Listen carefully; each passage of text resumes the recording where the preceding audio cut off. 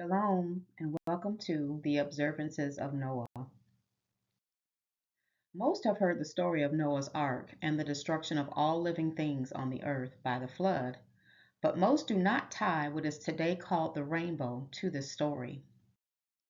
When the waters abated and Noah, his wife, his 3 sons, and their wives were able to leave the ark with all the beasts, cattle, and creeping things that Yah commanded Noah to save, Yah said this in Genesis chapter 9.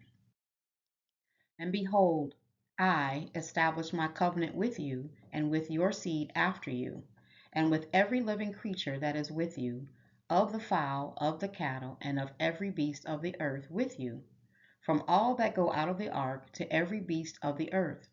And I will establish my covenant with you. Neither shall all flesh be cut off any more by the waters of a flood, neither shall there any more be a flood to destroy the earth. And Elohim said, This is the token of the covenant which I make between me and you and every living creature that is with you for perpetual generations. I do set my bow in the cloud, and it shall be for a token of a covenant between me and the earth. And it shall come to pass, when I bring a cloud over the earth, that the bow shall be seen in the cloud. And I will remember my covenant which is between me and you and every living creature of all flesh, and the waters shall no more become a flood to destroy all flesh. And the bow shall be in the cloud, and I will look upon it, that I may remember the everlasting covenant between Yah and every living creature of all flesh that is upon the earth. And Yah said unto Noah, This is the token of the covenant which I have established between me and all flesh that is upon the earth. But in the book of Jubilees, it expounded on this and gave us many more details about this covenant. Now, one thing to keep in mind when there is a covenant, which is very much like a contract, there is an agreement between two parties on what they will or won't do. Now, so far, we've only heard one side of the contract, if you will. Yah promised that he would never again bring a flood upon the earth to destroy it, and he gave his bow as a token that he will look upon it and remember this covenant. But where was man's part of the contract? After the flood abated, Noah made a sacrifice to Yah, and this is where more details regarding the covenant are revealed. The book of Jubilees, chapter 6. And he made a covenant with him that there should not be any more a flood to destroy the earth, that all the days of the earth, seed time and harvest, should never cease. Cold and heat, and summer and winter, and day and night should not change their order, nor cease forever. And Yah went on to tell Noah to increase and multiply on the earth, and explained that he had given him certain beasts and winged things and fish and green herbs of which would be food, but he made a very clear command. But flesh, with the life thereof, with the blood, you shall not eat. For the life of all flesh is in the blood, lest the blood of your lives be required. At the hand of every man, at the hand of every beast, shall I require the blood of man. Whoso sheds man's blood, by man shall his blood be shed. For in the image of Elohim made he man. And Noah and his sons swore that they would not eat any blood that was in any flesh, and he made a covenant before Yahweh Elohim forever throughout all the generations on the earth in this month, which was the 3rd month. Now, how many times have you ordered rare or medium rare steaks? Even your medium well has blood. And this testimony is written concerning you, that you should observe it continually, so that you should not eat on any day any blood of beasts or birds or cattle during all the days of the earth. And the man who eats the blood of the beast or of the cattle or of birds during all the days of the earth, he and his seed shall be rooted out of the land. And for this law there is no limit of days, for it is forever. And he gave Noah and his sons a sign that there should not again be a flood on the earth. He set his bow in the cloud for a sign of the eternal covenant, and there should not be again a flood on the earth to destroy it all the days of the earth. For this reason it is ordained and written on the heavenly tables that they should celebrate the Feast of Weeks in this month, which again is the third month, once a year, to renew the covenant every year. For it is the Feast of Weeks and the Feast of First Fruits. This feast is twofold and of a double nature. According to what is written and engraven concerning it, celebrate it. The Feast of Weeks, or Pentecost, and the Feast of First Fruits are to be celebrated on the same day, the 15th day of the third month, each and every year. Now it is for two things. One, to renew the covenant Yah made with the earth, that he would never again flood the earth to destroy it as he did during the days of Noah. And he left the earth a token or a sign as a reminder of this covenant, and that sign is the bow, or the rainbow as it is called today. And secondly, to renew the covenant that Yah made with the children of Israel, that they are not ever to eat the blood in any beast, cattle, or bird for all the days of the earth. This law has no limit of days. It stands forever. Now, along with this covenant came additional observances during Noah's time. In the book of Jubilees, chapter 6, it says, "And on the first day of the first month, and on the first day of the fourth month, and on the first day of the seventh month, and on the first day of the 10th month, are the days of remembrance, and the days of the seasons in the 4 divisions of the year. They are written and ordained as a testimony forever."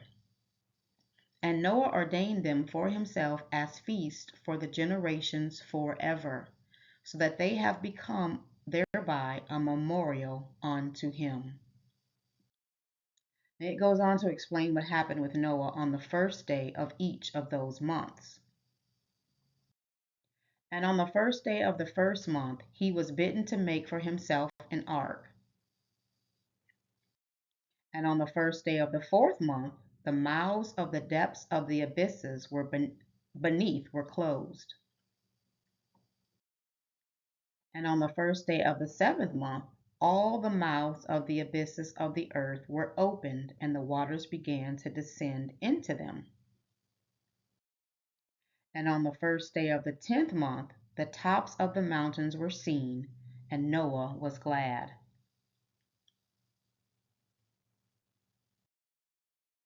And on that day the earth became dry, and he opened the ark and saw the earth. A year later, back to the day of remembrance of the first month, a complete year.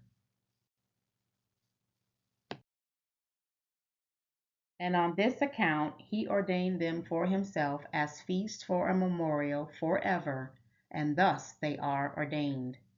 And they placed them on the heavenly tables. Each had 13 weeks from one to another, past their memorial, from the first to the second, and from the second to the third, and from the third to the fourth. Now, why is this memorial to Noah called the Days of Remembrance so important?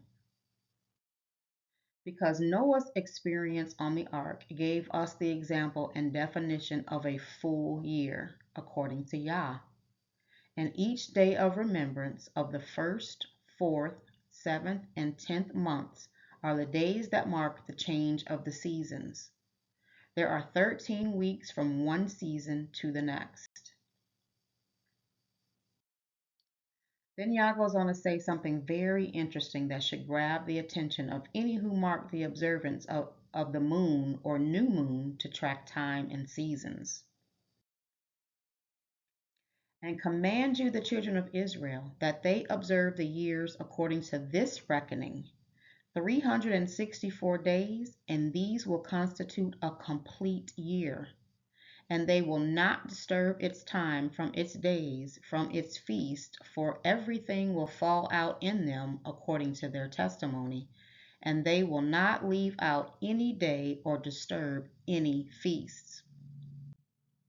But if they do neglect and do not observe them according to his commandment, then they will disturb all their seasons, and the years will be dislodged from this order, and they will disturb the seasons, and the years will be dislodged, and they will neglect their ordinances. And all the children will forget and will not find the path of the years, and will forget the first days of the months and seasons and Sabbaths, and they will go wrong as to all the order of the years. The divisions of the days is ordained, lest they forget the feasts of the covenant and walk according to the feasts of the Gentiles after their errors and after their ignorance. For there will be those who will assuredly make observations of the moon. Now it will disturb the seasons, and will come in from year to year 10 days too soon. The moon, though important in her own right, is not the marker of time, and does not set the beginning of the month or years or holy days or jubilee. For this reason the years will come upon them when they will disturb the order, and make an abominable day the day of a testimony, and an unclean day a feast day. And they will confound all the days, the holy with the unclean, and the unclean day with the holy, for they will go wrong as to the months and the Sabbaths and feasts and jubilees. And he concludes with Moses. For this reason I command and testify to you, that you may testify to them.